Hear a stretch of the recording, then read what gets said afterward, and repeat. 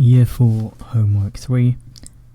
Let's get into the first section. We've got vocabulary, masculine and feminine. So, what we have to do here is write down the feminine words from the set of sentences. So, we've got two feminine words here, which is princess and actress. So, princess, actress. We've got headmistress and daughter, which are both feminine here. We've got niece and woman. Grandmother and she. Those are both feminine, so we go she. The landlady is a spinster. So landlady and spinster are both feminine words. A spinster means someone who is unmarried, like a woman that is unmarried, and I believe quite old. So waitress as well. Waitress and her. I spelled that wrong. Question 7. The woman and hostess. Bride is a feminine word again. It's the woman that's getting married, and then sister is obviously feminine as well. Then we've got manageress. Manageress. Give instructions to the stewardess. Anything that ends with like S is usually feminine, so shepherdess as well. Search for the lost ewe. So an ewe is a female sheep, so that would be also a feminine word. And now we're on to the masculine words. So father and uncle were laughing. So we got father and uncle, they're both masculine. We got prince and king, man and his. Husband went to his, so husband and his are both masculine. Brother is masculine. So steward and his, they're both again men or masculine. The count greeted the duke, so duke is masculine. And count actually, so I'd probably put count and duke. And we've got man handed his son, the boy, and manager. And then we've got waiter and Mr. So 16, that should be hero as well. That's also a masculine word here. And then for this one I've put Mr. Carroll as the entire masculine word. And I think that's about it. Okay, we can go on to the comprehension now. We've got cookies and milk. Okay, so I've highlighted some key points. Let's go on to the questions now. Sandy's mother decided to make a batch of fresh chocolate cookies and chips. Sorry, fresh chocolate chip cookies. What part of speech is the word decided? So decided is to take an action. It's a doing word, so she's deciding to do something. So that would be a verb. Question 22. Sandy's mother asks Sandy to get each of the following ingredients from the refrigerator, except. Okay, so if we look up here, she gets butter, vanilla extract, and eggs, and 2 eggs. But the only thing she doesn't get from there is option D, baking soda. Oops, sorry, it should be this one. Question 23. The main purpose of the passage is to... Well, what we have here is the first paragraph is talking about how Sandy decides to go to the kitchen and make some delicious cookies with her mother. The second one is about exactly how they make those cookies, so the details on those cookies. The next one talks about, again, basically them actually cooking the cookies. So you can see they're taking turns to stir the batter. They are using chocolate chip cookies. They are adding chocolate chips, and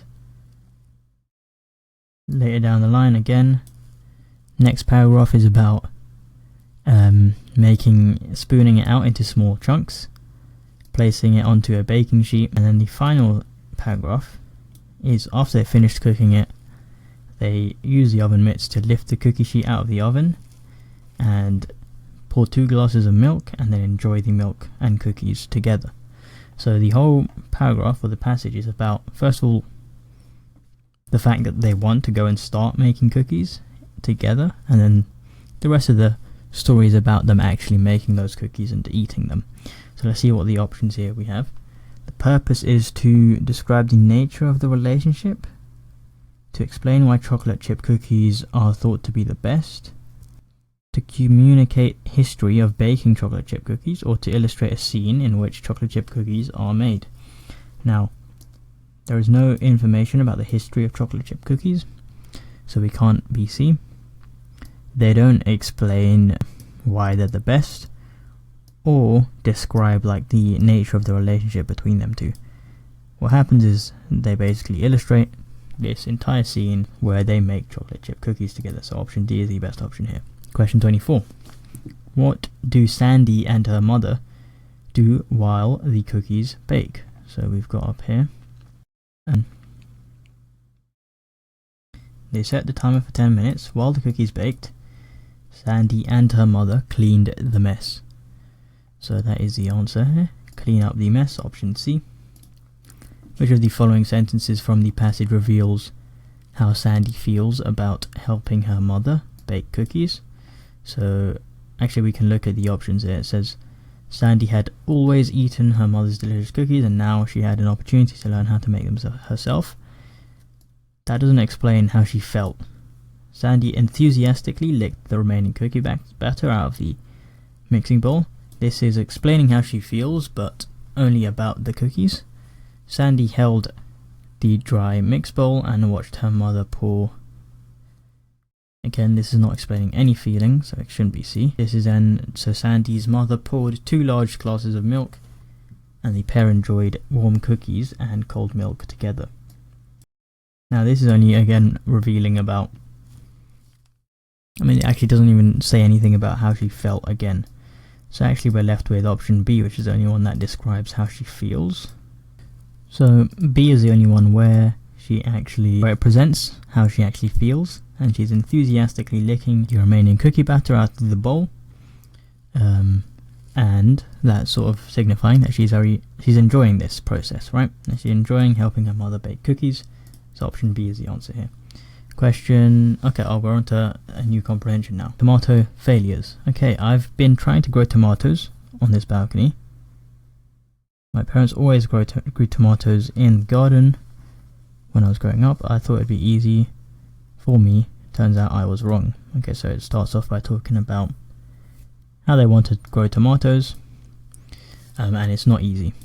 I'm going to read the rest of the passage and highlight some keywords. Okay, so the entire story is basically about the author trying to plant seeds, and the seeds keep perishing or dying. So he says perished is a key word there. And then also, what seems to happen is he keeps putting the indoor seedlings outdoor, and then they keep dying, which is what his father keeps, or the father, because I'm not sure if it's a girl or a boy that's speaking here, but the father explains that that's why they're dying, is because they have to stay inside and it's too cold outside. And what happens is, if you put them out for a few hours every day, they'll get accustomed to the wind and the sun, and apparently that's called hardening off, and that way they won't die immediately as soon as you put them outside. So this time round, this spring, all her seedlings died, and she's going to try again next spring, and going to make sure to call their dad before she tries it, so we know to don't make a mistake like that. Okay, question 26. Which of the following sentences best describes what happened in the passage? So I sort of described exactly what was going on, summarised what was going on in this passage. So the father and the daughter aren't planting the garden together. She's actually calling the father every now and then for advice. A daughter has difficulty living alone for the first time. Doesn't speak anything about living alone. Daughter relies on her father's advice to grow tomatoes, or a daughter moves into a new apartment with the help of her father. Now she's definitely not moving into a new apartment. It doesn't say anything about that.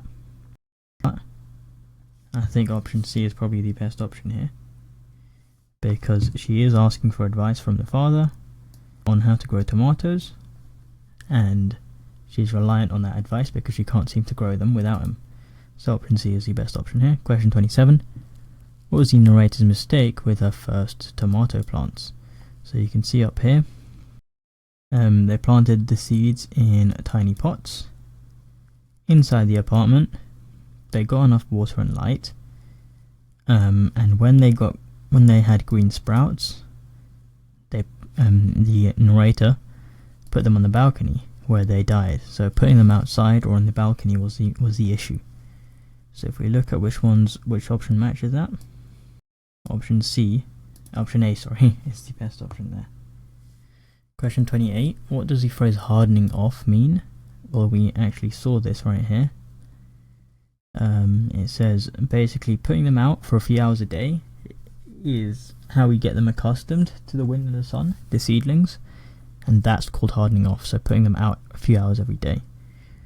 So it's not these ones, it's option D, because that is putting the indoor plants outdoors for a few hours every day. Option D. Question 29. As used near the middle of the passage, which of these is an example of a person becoming accustomed to something?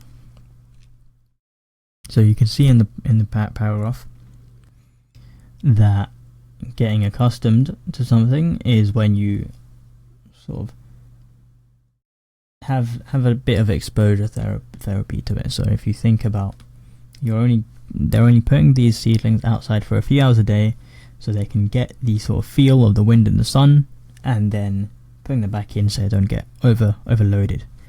And that's what accustomed means, is when you gradually introduce something new to something.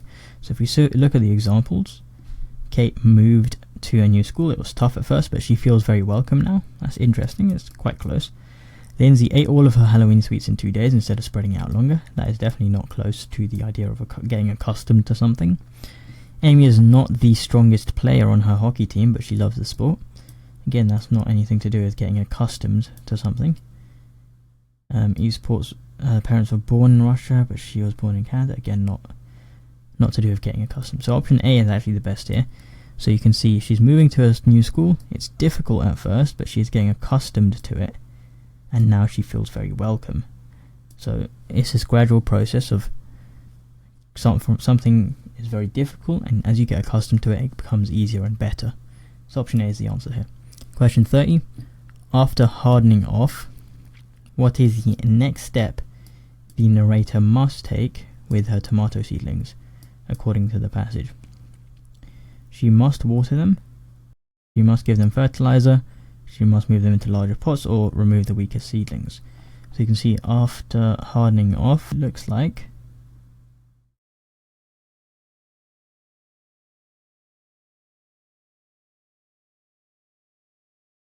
so this year's seedlings are ready to harden off.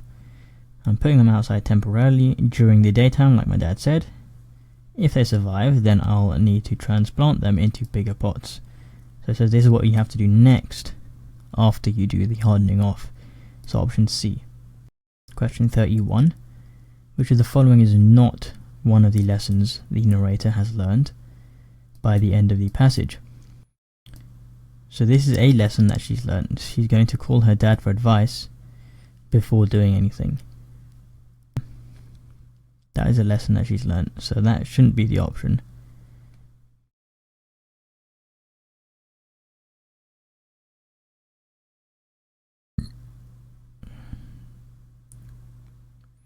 So it helps to ask directions before trying something new. That's a lesson that she has learned.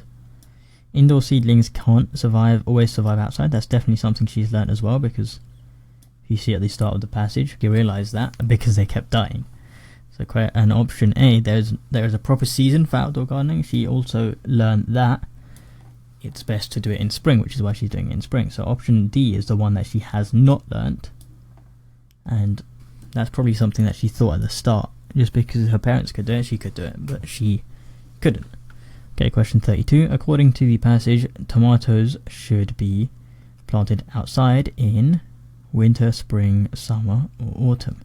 So if we look at the options we've got here, so if we look at the passage, I believe somewhere around here. So from this sentence here, you can infer that spring is the correct season, because it says I gave up for the year and decided that she'd try again next spring. So she's waiting for spring again, not any of the other seasons. So option B would be the answer here. All right, comprehension 3, which is greyhounds. So greyhounds are a type of dog. They are known for long legs and slender bodies. Okay, so the passage basically describes greyhounds, which are very fast dogs, which are used in dogs racing, and they can go over 40 miles per hour, faster than racehorses, and they're actually not that aggressive, and they're quite good pets, is what the passage is saying. So question 33, as used in paragraph 1, the word slender most likely means, so you can see slender bodies here, long legs and slender bodies. Slender means very skinny, so what we've got here, option B is the best option here. Question 34, greyhounds are well known for their speed would be the best option, because the entire passage is talking about speed and how they can run so fast. The passage describes greyhounds as, we've got actually right here, intelligent, quiet, and gentle. So option D matches that exactly. Question 36, as used in paragraph 3, the word aggressive means, well, most people will know what aggressive means. It's like being violent or overly, yeah, I'd say violent is the best way to describe aggressive. Or like gets angry very easily as well. So we'd have, none of these would match. I'll zoom in just so you can see it. Option B is the best option here. According to the passage, greyhounds sleep, it says most of the day. You can see right here, sleep for most of the day. Question 38, which of the following is not a reason why greyhounds make good pets?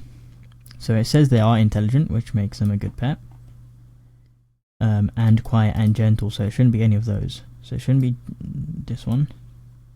And it does say they are friendly as well, right here. So which is not a reason, it would be C, they are hyperactive.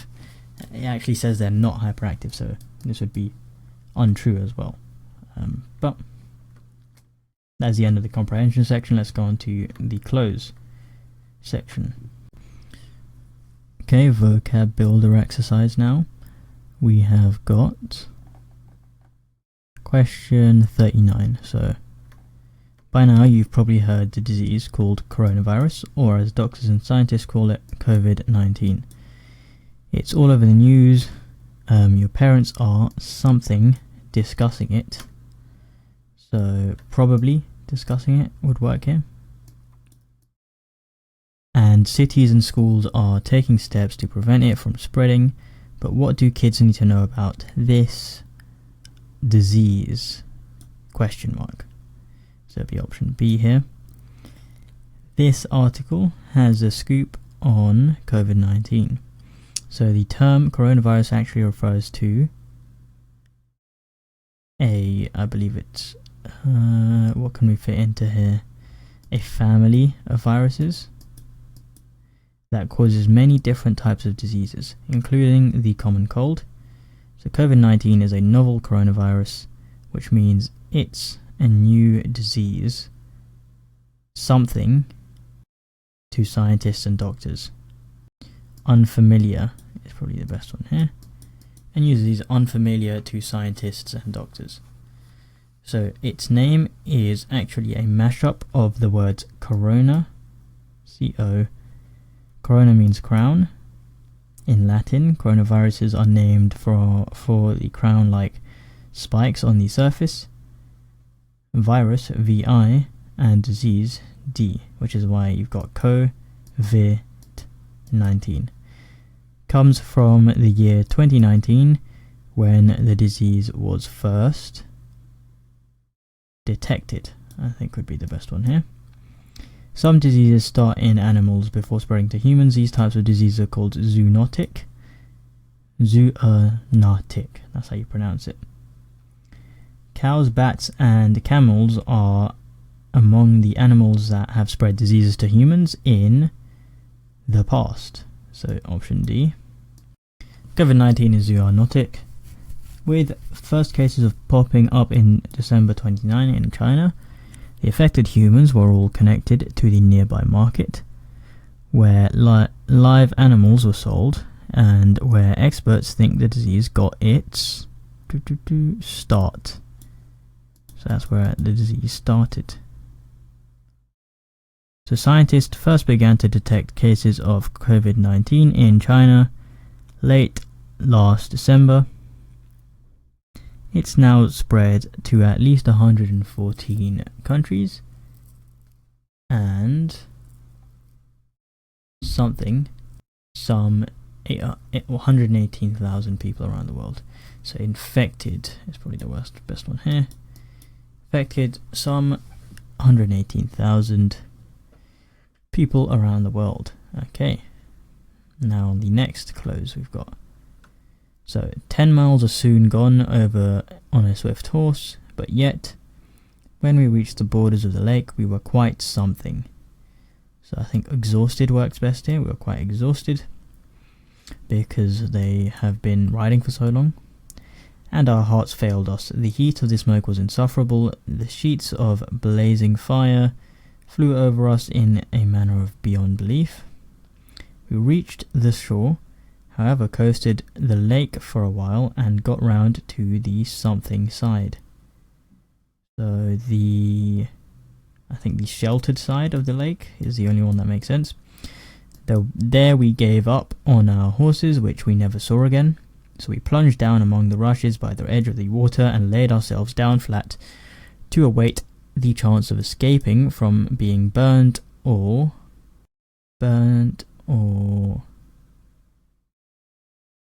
smoldering intensity of bitterly.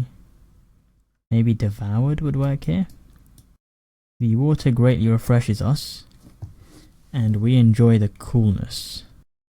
On went the fire, rushing and crashing through the woods. Such a morning may we never see again. The skies themselves, I thought, were frightened. Would be the best one here. Again, all above us was a bright red glare. Something with dark, threatening clouds. So I think smouldering would be the best option here. Smouldering with dark, threatening clouds. Our bodies were cool enough, but our heads were scorching, and the child, who now seemed to understand the matter, cried so as nearly to break our hearts. The day passed on. We became hungry. Many wild beasts came plunging into the water beside us. The others swam across to our side and stood still. Although faint and weary, I managed to shoot a something. So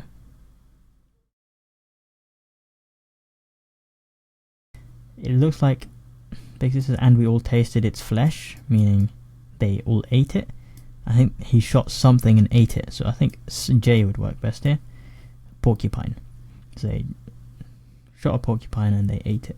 So this passage is about a burning, I think sort of burning building you can see in this picture, and what they're doing as they run away and sort of take shelter from the building. Okay, let's go into the noun section, question 53, sorry. Write down the nouns below. A plague of locusts ate all the wheat. So we got plague, locusts, and wheat. They're all nouns.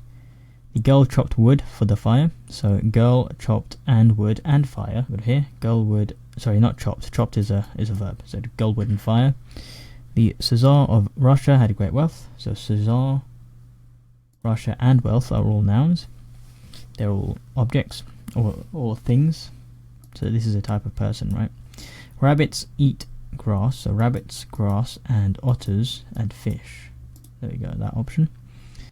Breathe is a verb, so it wouldn't be that. Air and lungs are both nouns. Fisherman filled the basket with fish, so these are all our nouns here. Dogs and sheep would be the best one here. The owner is a noun, hotel is a noun, and lady is a noun. So wealthy isn't a noun, and wealthy is here is describing, is an adjective. So Joanne kept her parrot in a cage. So these are all nouns. Joanne is a proper noun. The ship, that's a noun. Struck a reef, which is also a noun. And the crew is also a noun. So ship, reef, crew. Alright. And the nouns. So here it looks like we've got 1, 2, 3, 4, 5, 6, 7, 9, 10. Oh, we've got quite a lot of nouns here. So all of these up to question 89, we have to fill out nouns on these ones. So it was a glorious September. That is a noun. Day with the warm sun is a noun. Shining brightly in the blue sky is a noun. High up in the air is the next noun. And then we've got lark, which is the next noun. Heavens is a noun as well. And melody is a noun. Yeah, and from the tree, which is a noun. And hedge is another noun. Came the sweet. Oh no, sweet is actually describing the noun of notes here, of thrush. Notes of thrush. Black. Okay, so thrush is also a noun there. So this is a list, right? These are all different types of birds. Thrush, blackbird, and robin. The sheep is a noun here. Were lying peacefully in the shade of the trees. And the horses were knee deep in the river, which is another noun. Down in the valley is the next noun. The machines were noisily cutting the golden corn is the next noun there. But louder than the noise of the machines were the shouts. That's a noun. Actually, this is also a noun. We have to type in machines again. And corn, so the golden corn. Oh, sorry, we already did that. So machines, louder than the noise of the machines were the shouts of the children. Bathing in the cool pool by the ash grove. So it looks like I'm missing one here. So I think ash grove is the last noun here. So pool would be the second to last. Bathing, so and then children would be here. Shouts should be here. Machine should be here. I think noise might be this one. Noise of the machines. That is also a noun. So I think that should be all of our nouns right there. We have, I think that is 64 all the way to 89. So that's around 15 nouns that we've picked up. My mistake, that's 27, that was bad math for me. 63 to 89, and you can see it's asking us to find all 27 nouns. And we've done that. Okay, question 90 now. It was an amazing experience. How do we spell that? So experience is spelled like this. Believe is spelled with an IE. Fruit is spelled with a UI. Learn is spelled with an A here, and straight is spelled with an AIGHT. The milk tasted, I believe, I think that's meant to say strange, so this is how you spell strange. And then circle is spelled with a C as well. Okay, I am not certain, so this one would be, I think we have to sentence, write the correct spelling. So write the correct spelling for each. Oh, question 97, this one is circle. Oh, it looks like I missed one of these. Question 95 was surprise. This one was strange. And this one was circle. Okay, question 98. So certain, this is spelt wrong. So it's spelt certain. This one is spelt wrong as well, remember. The cat jumped through, so this is TH like this. Position is spelt POSI. That had a regular burger, so this one is spelt with a U. Different, spelt with an E. Describe is spelled with a D. I think we're going to have to put a capital here. And natural is spelled with a T, no CH. Okay, question 106 now. We've got onto fractions. So, what is the fraction of the shaded area? So, the fractions, we have to count how many total sections are there. There's 3 total sections. How many is shaded? There's 2. So it's going to be 2 over 3 as our answer here. 107, there are 5 sections, and 4 of them are shaded, so it's going to be 4 out of 5. And if we do the same here, there is 6 shaded out of 8 total, so that's going to be our answer. This one is 1 shaded out of 2, and this one right here is 5 shaded out of 8. Okay, question 111. We've got 4 shaded out of 5 here. We've got 1 shaded out of 3, 6, 7, out of 8, so 1 out of 8. This is 1 shaded out of 3. This one is 2 shaded out of 5. This is 3 shaded out of 4. So you 1, 2, 3 out of the 4. Right, what fraction is of the shaded area again? We've got 2 here out of the 4 sections. We've got 1, 2, 3 out of 5. We've got 1 out of 4 here. 1, 2, 3 out of 1, 2, sorry, there's a total of, looks like 8, and there's 3 shaded here, so it's going to be 3 over 8. This one looks like there is 8 total, and there's 2 shaded, so it's going to be 2 over 8. This one is 8 total, and there's 7 shaded, so it's going to be 7 over 8. This one is 1 shaded out of 5. This one is 3 shaded out of, again, 5. And this one is 2 shaded out of 5. And this one is 4 shaded out of 8, sorry. So you've got 4 over 8. Okay, write down the missing number in the equivalent fractions below. Okay, so with equivalent fractions, we have to check what is happening from this number to this number, and then we can find out what the missing one is. So how did you get from 10 to 2? You have to think about how did you divide or how did you times. So I divided 10 by 5 to get to 2. So if I divide the bottom by 5, 15 divided by 5 is 3. So our answer is going to be 2 over 3 here. Same for here. How do we get from 36 to 6? We divided it by 6. Divide 12 by 6, we'll get 2. So it'll be 2 over 6. How do we get from 8 to 4? We divided it by 2. How do we get from 10 to the missing number? We have to divide it by 2. That will give us 5. So 4 over 5. How do we get from 10 to 2? We had to divide that by 5, so if we divide this by 5, we'll get 1, so 1 over 2.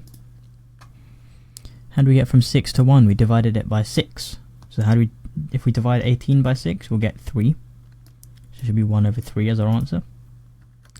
Question 131, how do we get from 2 to 12? We have to times this by 6, so if we times the bottom by 6, we'll get 18, 12 over 18.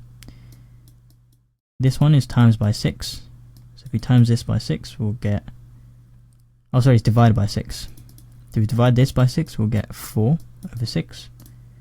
This one is times by 4, so if we times 2 by 4, we should get 4 over 8. This one is times by 4 as well, and this should give us 24. And this is times by 6 from 3 to 18, so if we times this by 6, we should get 24 at the bottom here. 18 over 24. Alright, simplify the fractions below. So now we have to figure out what number goes into the top and the bottom. What number can they both be divided by? So if you divide the top by 10, we'll get 1. If we divide the bottom by 10, we'll get 5. So 1 over 5 is the simplified fraction. An easier way to do this is just cancel out the zeros if there's 2 zeros on top of each other. So I can divide the top and the bottom here by 3. If we divide the top, I'll get 9, and the bottom will give us 10. So our answer here for 136 should be 9 over 10. This one, divide the top by 7, I'll get 2. Divide the bottom by 7, we'll get 3. So 2 over 3. If we divide both of these by 5, I'll get 6 over 9. And then if I divide this and this by 3, I'll get 2 over 3. So that should be our simplest answer, 2 over 3. So if I divide both of these by 2, we'll get 1 over 5. For question 141, if I divide both of them by 6, I'll get 1 over 3. divide both of these by 6, I'll get 4 over 7.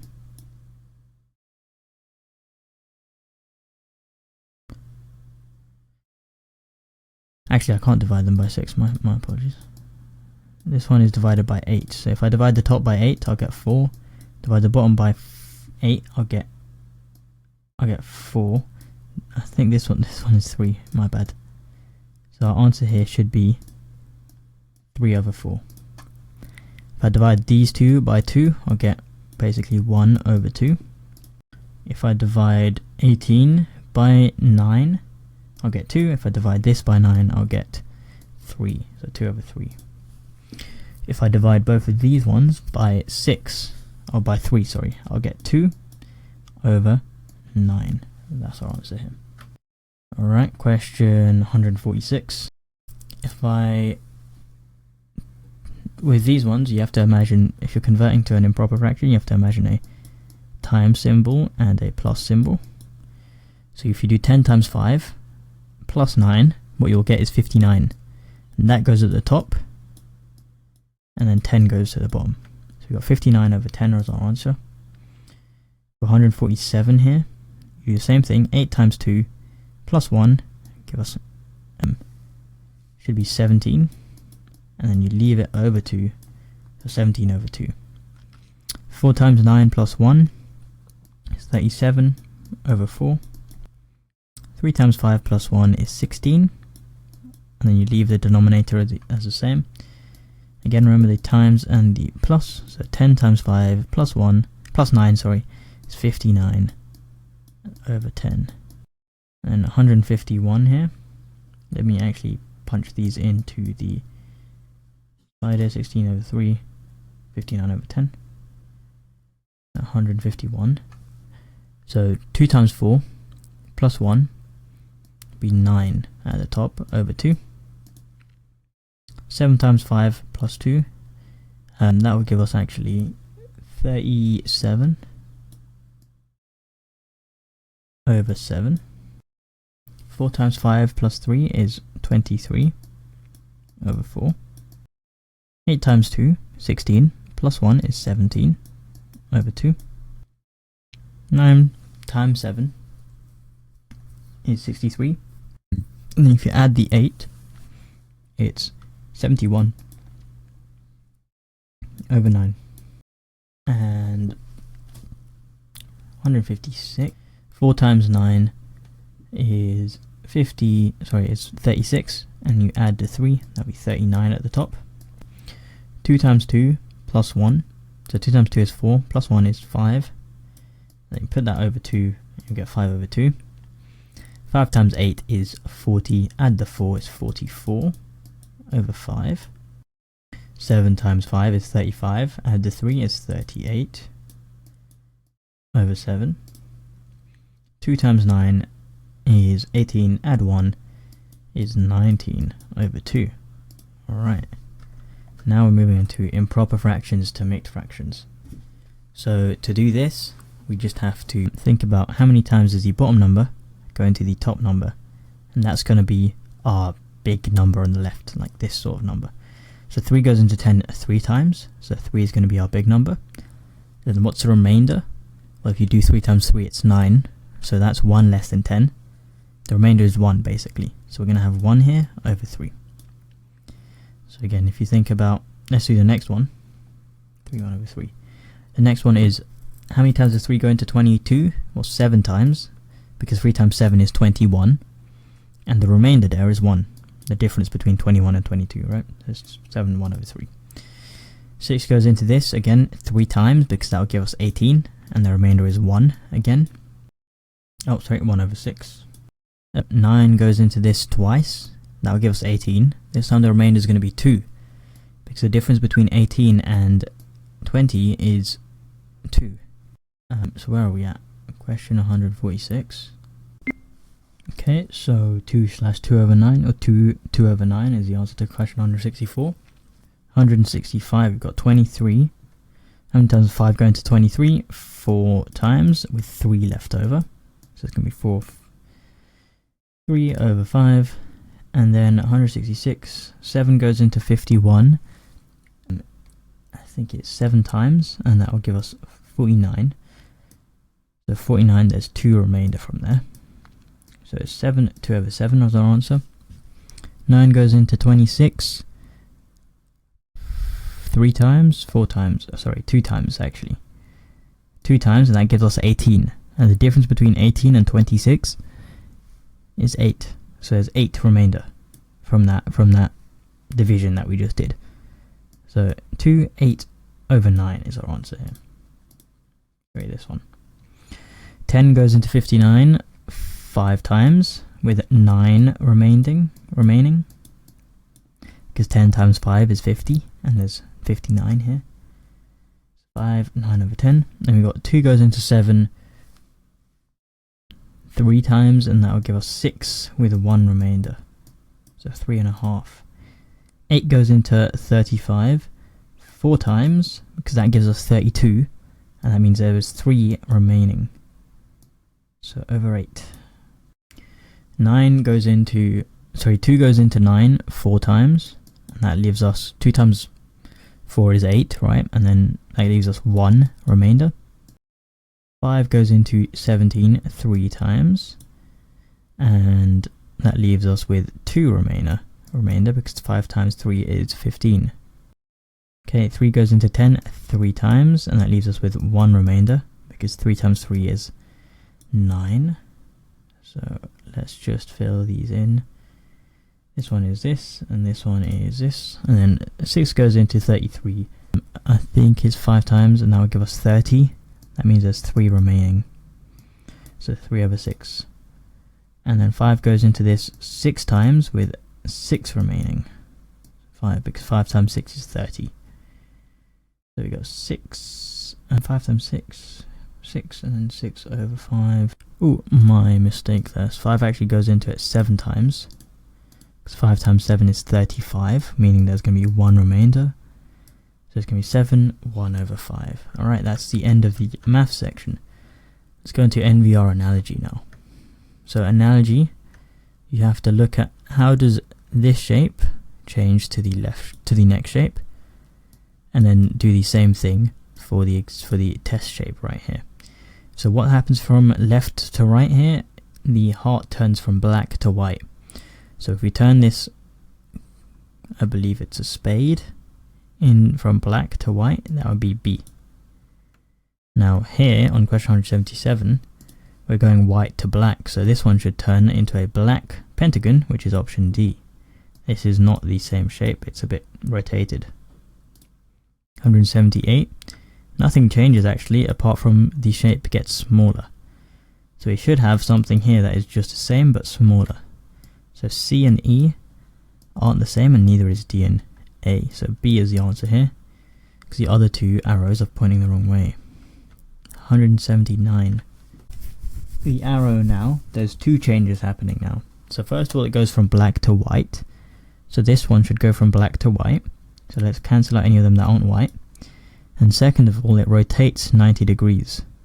So you can see it goes facing right, and now it's facing downwards. So this one's facing right, it should face downwards next, which is option C. Question 180. We've got a left hand here, which is white, and then we've got a right hand here, which is black.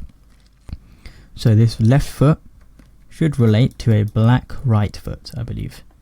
So we cancel out these ones. This is a left foot, this is a hand, so it should be option C.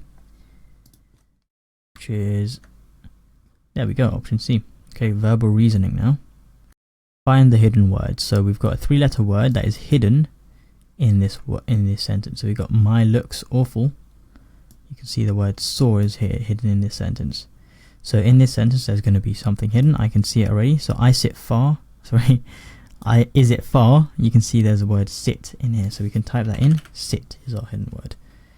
We saw hyenas. So if we look at the gap here, we can look at WES. Does that make a word? No. ESA? No. Let's look at the next gap. WH. That doesn't seem to work. AWH. That doesn't seem to work either. We've got here WHY. So that makes Y. So that works. So we're going to go Y. Now, if we've got here, in between this stop and each, I can see we've got P. So like a green P. So between this gap, I don't think there's going to be anything here because there's no vowels. And now I can see something here. Toy. Beer, that's not a word. But I can see eat. That's a word right there. So if these questions, you just want to look between the gaps in between these words and see if you can find something. So you can always start off with something like 2 letters from the left and 1 letter from the right, which gives us art. If that didn't work, you could try 1 letter from the left and 2 letters from the right, and then keep checking the different gaps. So here it would have to be between these two. I can see old.